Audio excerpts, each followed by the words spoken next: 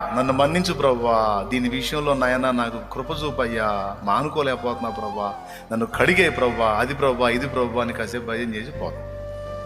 సోమవారం నుంచి మళ్ళీ మొదలు పెడతాడు. ఎందుకు? మరణకరం కాని పాపం అది. కాబట్టి నెక్స్ట్ సండే మళ్ళీ ఒప్పుకోవచ్చు. ఓకే, నిజమే, ఒప్పుకోవచ్చు, దేవుడు క్షమిస్తాడు. కానీ ఏం జరిగిందో తెలుసా? మన దేహము పాడగునట్లు మన దేహము యొక్క నాశనము కొరకు నాశనానికి దేహాన్ని అప్పగిస్తాడు. అది కావాలంటే చెయ్యి. ఈ దేహాన్ని చెడిపోవడానికి అప్పగిస్తాడు. ఇక ఆత్మకి ఎందుకంటే ఆయన విసర్జించలేదుగా. నువ్వు ఆత్మరక్షణ, ఆత్మకి డోకా లేదు. కానీ శరీరంతో మానకుండా ఆయన